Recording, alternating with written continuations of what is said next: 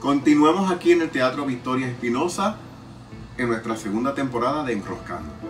Seguimos conversando también con Daniel Torres y Carlos Vázquez Cruz. En esta segunda parte seguiremos escuchando y hablando con estos dos grandes autores puertorriqueños. Espero que lo disfruten.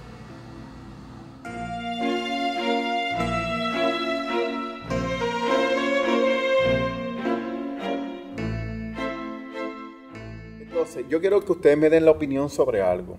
Y eso es pregunta que nosotros los escritores acá en Puerto Rico nos estamos haciendo, ¿verdad? Hemos tenido varias conversaciones sobre esto.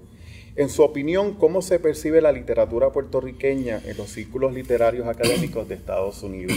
No puedo garantizar que mi opinión sea en los Estados Unidos, ¿no? Sino dentro de los circuitos en los que yo he estado, porque es una cuestión también de subjetividad. Sí, claro, Estados Unidos es muy amplio.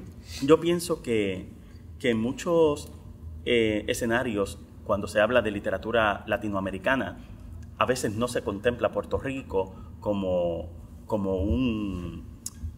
un país que aporta literatura latinoamericana, y es por el filtro que hay por la situación política colonial de Puerto Rico, en vez de separar lo político de lo cultural, ¿no? Nuestra cultura es latinoamericana, nuestra cultura es, ¿verdad? Está y oscila dentro de esos lindes de América Latina, y aún así cuando se habla de Caribe, mucha gente solo se enfoca dentro del concepto de Caribe hispano, en Cuba, un poco en Puerto Rico y un poco en República Dominicana. O nada en República Dominicana. En ese sentido, como que Puerto Rico tiene un poco más de ventaja, pero estamos hablando de representatividad.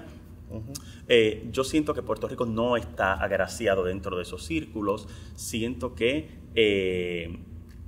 puede haber mayor y mejor representación de nuestra literatura, y que a veces cuando se toca, mucha gente se ha quedado en la generación del 70, ¿no? Lo que son los soterrados, lo que es la generación del 80 en adelante, muy pocas veces se toca, y algunos textos recientes, por luchas editoriales o porque la internet ha facilitado que se muevan mejor, han estado llegando a lugares, pero escasamente también se habla de ellos.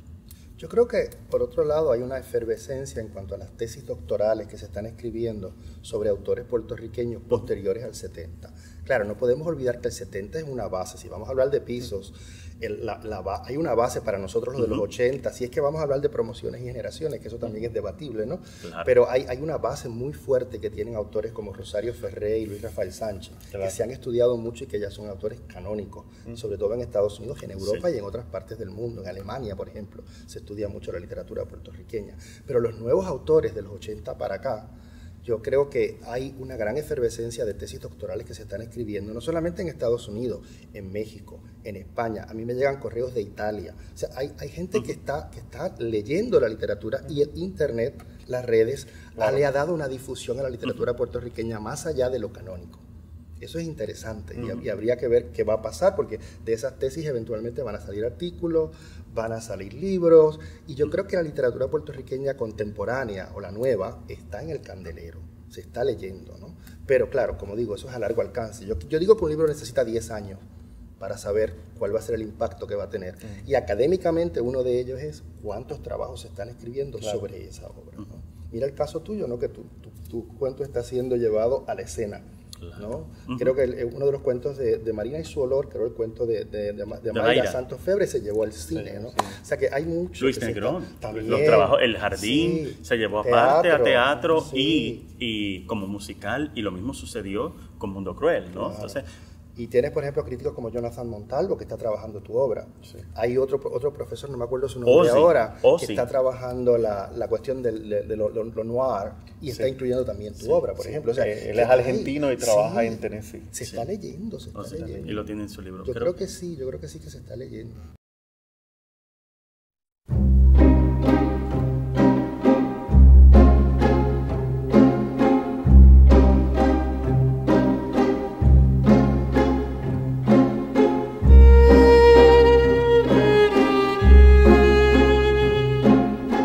Vivimos en unos momentos históricos que muchos ni imaginamos que íbamos a vivir. ¿Cuán importante es la literatura puertorriqueña de la isla y de la diáspora que retrata esta realidad y lo que conlleva la violencia, confusión, el dolor y toda esa gama que es grande? Toda literatura también es parte de un contexto y crisis como las que estamos viviendo se han vivido antes también y se seguirán viviendo y la literatura siempre le ha tomado el pulso, un poco la temperatura a los tiempos, a lo que está pasando, ¿no? Hay una literatura más estética que se escapa de todo eso, pero también hay que tener mucho cuidado de que la literatura se convierta en propaganda, ¿no? Porque yo creo que hay una línea muy difícil de determinar entre lo que es una literatura políticamente comprometida, que se escribe con un propósito particular, y una literatura que se escribe y que puede tener o no los elementos de esa realidad en la que estamos viviendo, ¿no? Porque todo escritor que escribe no escribe en un vacío. Hay un cuento muy interesante de José Luis González, que es ese escritor que está buscando que pase algo para él poder escribir. Y entonces es interesante todo lo que está pasando afuera, pero él está perdido en ese mundo, en ese universo, tratando de escribir y crear un mundo y está totalmente desconectado de la realidad. Un escritor tiene que estar conectado con su realidad, como tú decías, tiene que estar informado, tiene que leer y tiene que saber también lo que está pasando, para poder entonces de alguna manera lidiar con todo ese complejo mundo en el que vive en su literatura. Pero creo que tampoco puede caer en ese elemento de propaganda, de que la literatura se convierta en solamente un reciclaje de ideas, ¿no? Ideas que sean las que a la gente le gusta, porque el escritor también tiene que ir a contracorriente, ¿no? Y eso creo que es muy difícil a veces de lograr, ¿no? Porque sobre todo en la literatura LGBT, los títulos, los temas que nosotros trabajamos, eso le está dando bofetadas a la gente. Hay gente que no lo acepta, no lo lee, que piensa que esto es pornografía. No, estamos hablando de lo que sucede, de lo que le pasa a la gente, de la experiencia humana. Y hay que tener mucho cuidado con esto, yo creo, de lo político, porque también somos un país muy politizado y muy polarizado. Y a veces repetimos ideas o repetimos posiciones sin estar del todo informados. Y hay que también aprender a disentir aún dentro de nuestros movimientos y de nuestros procesos políticos y sociales, ¿no? Porque si no iríamos todos como ovejitas detrás de un líder y de eso no se trata, ¿no? Ya eso nos ha pasado mucho, ¿no? Hay que innovar con nuevas ideas, hay que ver qué está pasando. Y en toda la crisis que hemos tenido en Puerto Rico y que tendremos, yo creo que entre nosotros debemos resolverla. Debe llegar el momento en que las nuevas ideas surjan de nosotros mismos y de nosotras mismas para crear otro tipo de país diferente al que nos han legado, ¿no? Y se hace desde afuera y se hace desde adentro, a largo plazo, pero creo que esa sería la consigna si es que vamos a hablar de posibilidades, ¿no? En la literatura. Yo creo que, yendo por esa misma línea de Daniel, la literatura puertorriqueña, como toda literatura que tiene sus matices, pues mira, unos elementos se manifiestan escribiendo desde aquí y otras experiencias distintas son las del exilio o del Puerto Rico filtrado por la experiencia del exilio también. Entonces, estoy muy de acuerdo con el elemento activista porque yo creo, en mi caso, que la estética es política también y que la literatura tiene unos elementos, al menos en mi caso, no siempre hago la salvedad, de estética y temática que me llevan a unos lugares, a unos espacios que me cuestionan los propios valores. Yo no tengo que estar que ser un activista literario. Yo no tengo que hacer un trabajo panfletario, un trabajo, porque hay otra gente que lo hace y lo hace muy bien. Y todos los espacios tienen que ocuparse. Entonces, estoy muy claro en lo que quiero con mi literatura. Si otras personas lo utilizan de manera activista, ahí estoy yo diciendo que sí. Pero no puedo hacerlo yo porque no quiero negociar tampoco los compromisos que tengo con mi labor como escritor. Y mi escritura tiene que ser también fronteriza, tiene que poner a la comunidad gay o LGBT frente a sus propios cuestionamientos, frente a sus propios prejuicios, al igual que al resto de la comunidad. Y para mantener esa frontera saludable, yo necesito establecer mis estéticas y mis políticas en el acto de escribir.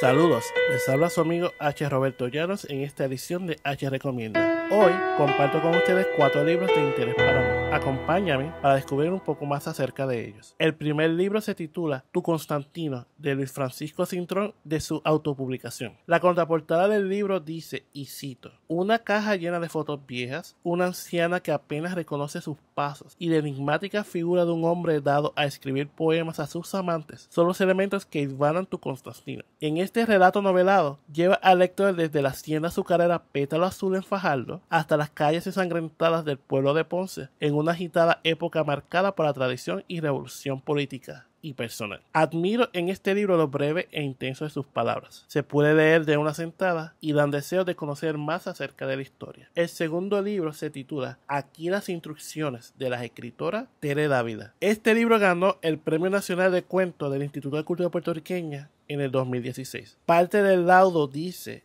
y cito, si el cuento es una máquina literaria de crear interés, como escribe Cortázar sobre los cuentos de Poe, los temas de Aquí están las instrucciones convocan al lector desde la catapulta de sus vivaces títulos a transitar por un mundo de suspenso, fantasía, realidad alegórica y ciencia ficción. La multiplicidad de perspectivas y voces ofrece una temática que fluctúa entre situaciones universales de chula cotidianidad local, no delimitada, sin embargo, a la geografía isleña, tan dada al reflejo momentáneo de la imagen que alguien dice que somos, sino al espacio trascendente de lo vital, a la alegría duradera que nos cobija a todos y al dolor supremo de lo humano, que es lo más que duele. Tiene 13 cuentos, de los cuales Don Pero y los Hipsters, Bad Funeral Home para servirle, Jaguar Amarillo y Olvidó su contraseña me llamaron la atención. El tercer libro se titula Salto al Vacío, relatos para jugarse la vida, de Richard Rivera Cardona, de la editorial Pulpo. Citando las palabras del doctor José Ravelo, dice, miedo, esperanzas, dudas. Este libro nos lleva al borde del abismo a mirar de cerca a cada uno de los personajes, a hurgar en sus motivaciones, a compartir las sensaciones que nos asaltan cuando estamos a punto de tomar decisiones cruciales. Al final,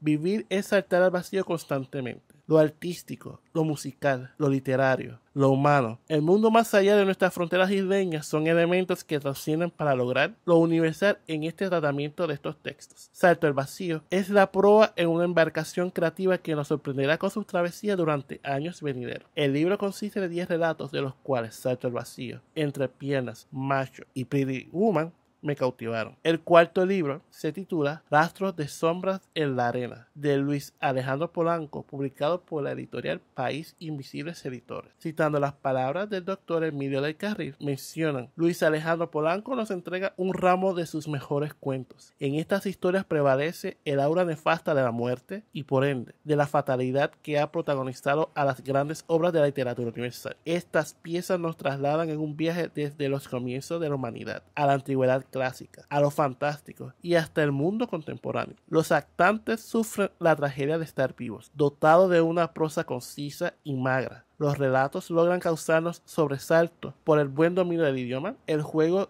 de los planos narrativos y el manejo del tiempo. Al finalizar el texto, el lector se encontrará ante una encrucijada: determinar cómo se refleja la sombra de sus aspiraciones en las arenas movedizas de la cotidianidad. Provocan esta reflexión en una gran hazaña. El libro cuenta con 13 cuentos. Volver a empezar, En primera fila, El enigma y Los 1003 amantes son altamente recomendados. Recuerde Todos estos libros se encuentran en las librerías del país, así como en internet, tanto en Amazon como en Libros 787. Escoja uno o escójalo todos para variar. Sumérjase en sus palabras y expanda su imaginación. Feliz lectura.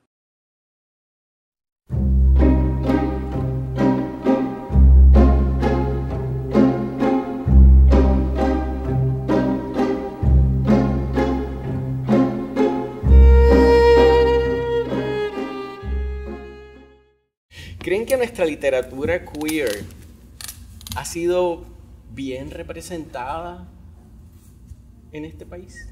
Yo creo que hay una larga tradición del personaje queer en la literatura puertorriqueña. Tómate, por ejemplo, La Charca, de Manuel Senogandía, Esteban. Ese personaje, alguien tendría que escribir desesperadamente un artículo sobre lo queer de ese personaje.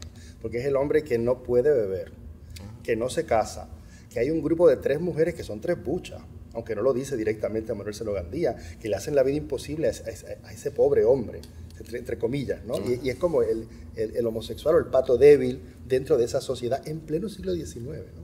Y así hay muchas obras que tú puedes ir leyendo a lo largo de la producción de la literatura puertorriqueña. O por ejemplo, en el siglo XVII, Francisco de Ayerra y Santa María, el primer poeta de nombre conocido, era íntimo, muy amigo de don Carlos de Sigüenza y Góngora. Y en las cartas que se escribían, en una le dice don Carlos a Francisco de Ayerra y Santa María, mitad de mi alma.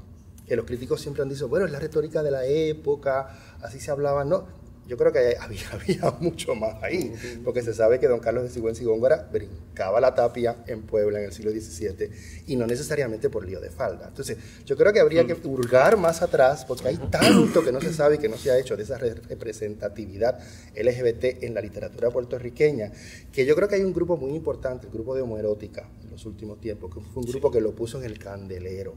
Aquello fue una maravilla, y yo creo que este programa, otro, ¿no? La Tuerca, hay muchas, digamos, ramas que ha tenido esa presencia que tuvo homoerótica, porque era un grupo no solamente de activismo, sino también estético, tenía actividades sociales, pero también tenía actividades literarias, y de ahí han salido muchas editoriales y muchos escritores.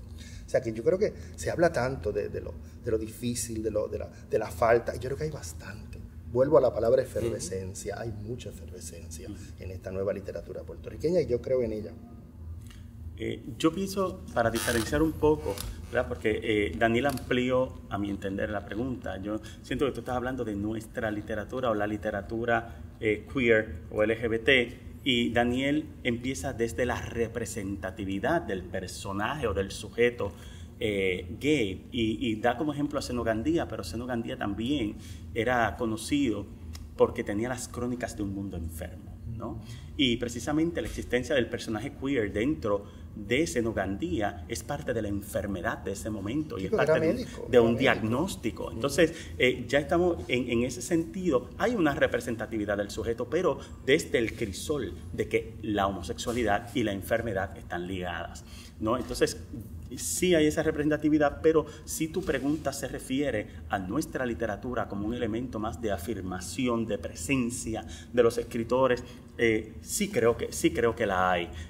No podemos comparar un momento, que es el que estamos viviendo, con toda una historia de la literatura, pero de que aquí se ha marcado hito para que esos escritores y esos escritos y esas escritoras y sus escritos se representen, sí lo hay, y cada vez más, y no hay marcha atrás. Y no debemos olvidar a Manuel Ramos Otero, que es el papá de todos nosotros, ¿no? Que es como la Julia de Burgos de la literatura LGBT, sí, ¿no? Y eso creo que es importante, o Liliana Ramos Collado, ¿no? Entonces, yo creo que hay una larga tradición. René Márquez. Sí, René Márquez, vamos. Hombre casado, con hijos, que escribía, que tenía una doble vida. O sea, tienes ahí todo el espectro de lo que es el gay puertorriqueño, ¿no? Sí. Tengo una última preguntita. ¿Han tenido algún evento o alguna circunstancia en la vida literaria que los haya impactado? Yo, cuando era estudiante en la Universidad de Puerto Rico, el taller que tomé con Betty Berrocal de Iranzo y con María Arrillaga fue como mi vida antes y después. Yo era adventista del séptimo día, aunque había sido católico. Entro al taller de María, empiezo a escribir, y María me dice, y prácticamente me saca del closet. Y ahí hay un parteaguas completo, 1982. Y entonces ahí sale todo y ahí comienza mi aventura como escritor LGBT, sin que eso exista, el LGBT. Era simplemente literatura homoerótica, ¿no? Eso para mí fue impactante en los años 80. Qué chévere. Pues para mí, impactante como escritor, la experiencia en el programa de escritura creativa en New York University, con Jamel Altif, con todos estos profesores, Mariela Dreyfus, Lea Semboray, eso me marcó muchísimo, pero personalmente me marcó el hecho de que llegara el año 2017 y yo me diera cuenta que desde el 2000 hasta el 2017, 15 de mis amigos hubiesen sido asesinados en crímenes de odio. En ese sentido, yo he pensado que mi visibilidad como escritor adquiere contundencia, es lo primero, y nunca he dejado de publicar un libro sin pensar que el próximo muerto puedo ser yo, ¿no? Y ahí conceptúo la literatura como un espacio de legado. No sé para qué, no sé para quién, creo que no me tiene que interesar eso, sino generar una producción literaria de altura para que todo el mundo se pueda encontrar en ella. ¿Y algo insólito o gracioso que les haya pasado, ya sea en el salón de clases o en una presentación, alguna experiencia insólita o graciosa? Mira, cuando yo gané el premio Letras de Oro, fue darle la mano a Guillermo Cabrera Infante, porque él me dio el premio de las manos, y aquel hombre tenía unas garras que parecía un águila, que te iba a estrangular. Eso para mí fue insólito, poder ver a un escritor vivo como Guillermo Cabrera Infante, que me estaba como pasando la antorcha, y fue interesante para mí, lo insólito de verle las manos a él con ese premio que me estaba dando, y lo que él significaba, ¿no? Como autor caribeño también. No, yo voy a contestar la pregunta, pero es muy rudimentaria. Mi respuesta es muy rudimentaria.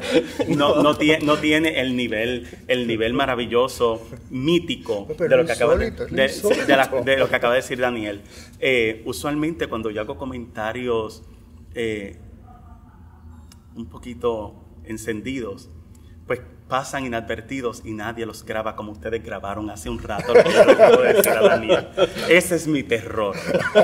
Ese es mi terror, que ahora yo no puedo negarlo. Eso fue lo insólito y pasó ahora. Lo insólito. Y será lo gracioso eventualmente para el mundo entero, menos para mí. Así que eso es lo único que puedo decir. Un montón de gracias por contestar estas humildes preguntitas y espero en el futuro tener muchas más. Porque de verdad aprendo mucho de oírlos a ustedes. Muchas gracias. Muchas gracias a ustedes, a todos. Gracias.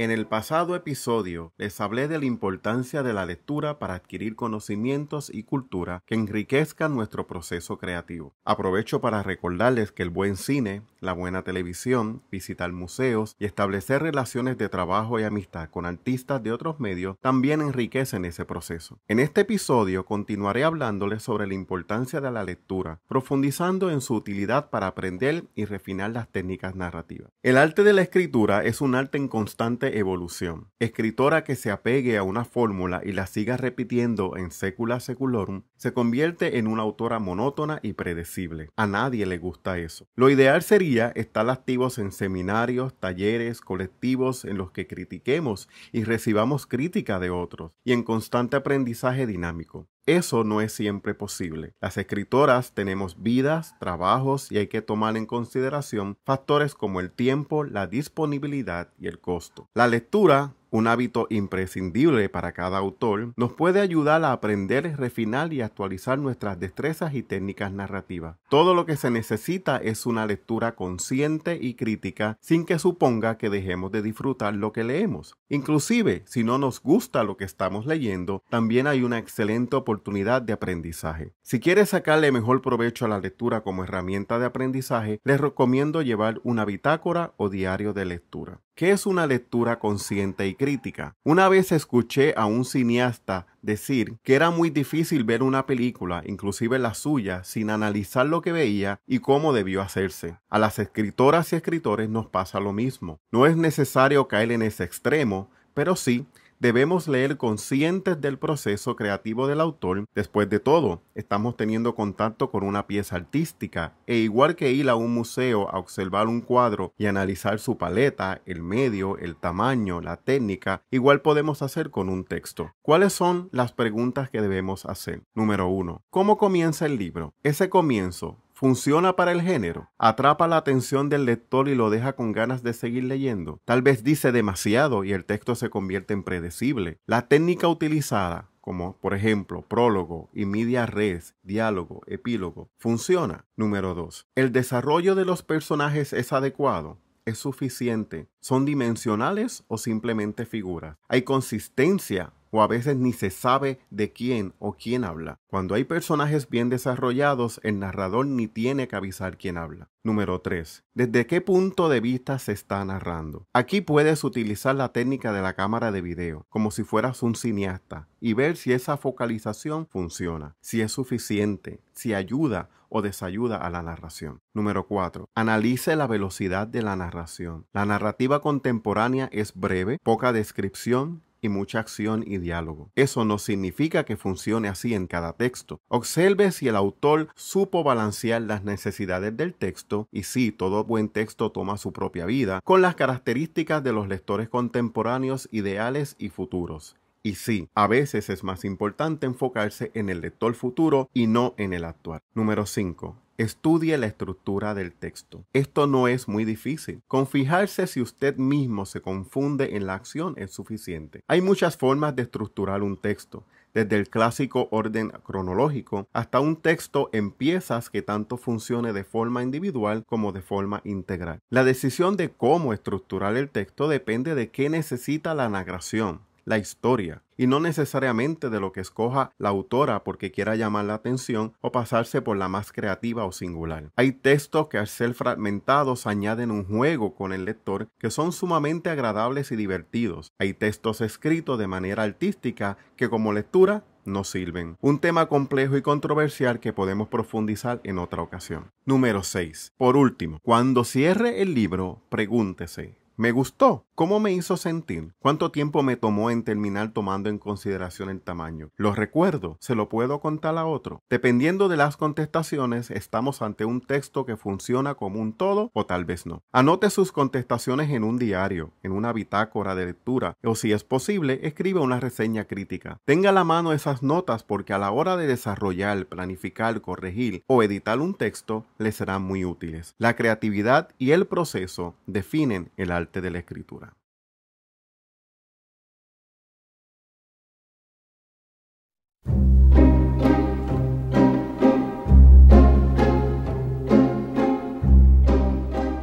Delirio. El fracaso es lo que te trae a la realidad. Faye Dunaway, Beverly Hills, Madame. Llega, se me sienta ahí delante y me mira hasta volverme loca, un poco más de lo que ya soy.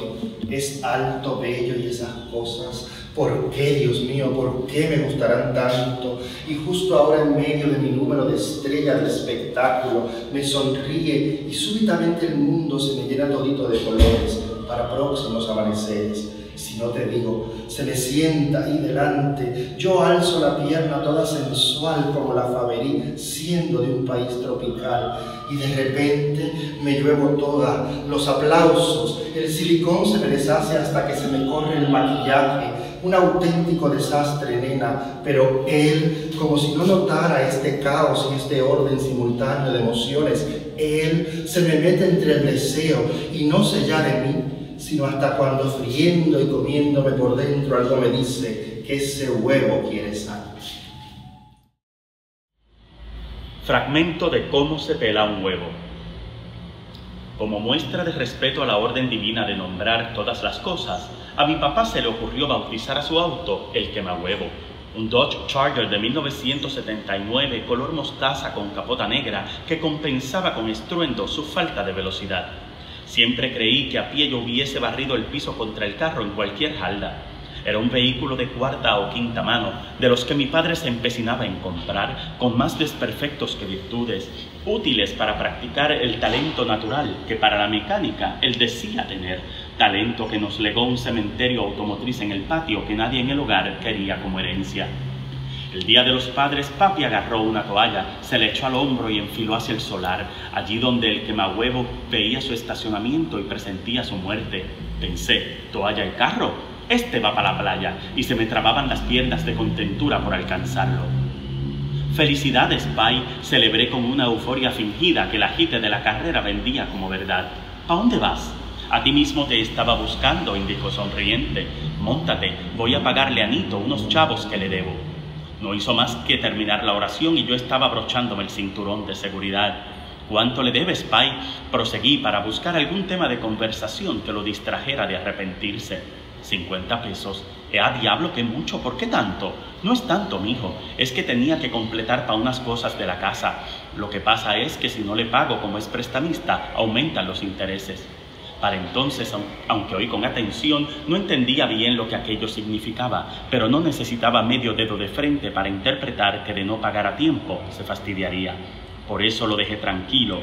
Continué absorto en el camino que pasaba ante mí a cámara lenta, mientras el auto despotricaba sus caballos de fuerza. Una vez en casa de su amigo, papi salió del carro, cruzó por el frente para entrar por mi lado. ¡Qué mierda! Me quitó la ventanilla, protesté entre sienes. Sin embargo, me controlé para no meter la pata y garantizar viajes posteriores. Guía tú, Nito, para que cuando lleguemos le enseñes al nene. Desabroché el cinturón y me afinqué en el centro. El tipo se montó. Blanco, con ojos achinados, tenía descuido en la barba, apestaba a sudor, como cuando uno jugaba y sabía que hallaría en el cuello 4 líneas de tierra en cuanto se viera al espejo. Alguien le había sembrado matojos en los sobacos, afloraban sobre la camisilla gris con orgullo semejante al que una maleza de rizos le pronunciaba en el pecho. A Nito le colgaba una verruga de la oreja derecha, quedé abstraído en sus detalles. Papi me espetó un codazo que me recordó un refrán que siempre le habitaba la boca. El hombre de verdad es callado y discreto, a los chotas los matan en la cárcel. Desde que tengo uso de razón, ha sido deber y obligación para mí, como hombre que soy, ya que lo soy, serlo, de verdad.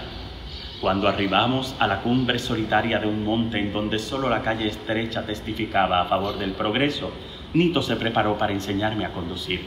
Estacionó el auto, se apoyó contra el espaldar, se levantó de pelvis, desabrochó la correa, se bajó el pantalón. Enseñó una monstruosidad que, según advertían los cantazos del corazón, me iba a herir con fuerzas de caballo. Traté de escapar por el otro lado, pero ya papi había puesto una mano sobre el elástico ceñido a mi cintura, aprovechó mi reflejo y de un alón lo deslizó casi hasta las rodillas.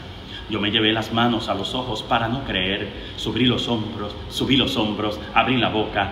Te callas, que son 50 pesos, me dijo. Los hombres no lloran y tú eres bien machito, ¿verdad? Preguntó con tono que exigía respuesta. Sí, contestó mi miedo ahorcado del gadillo. Duro, puñeta, enfatizó. Sí, respondió con igual intensidad una voz que me abandonaba. Toma. Me hundió la cara en la toalla a la que me aferré con ambas manos y con todos los dientes. Así se hace, mijo, añadió mientras me acariciaba. Yo me sentí raramente feliz porque papi casi nunca hacía saber que me quería.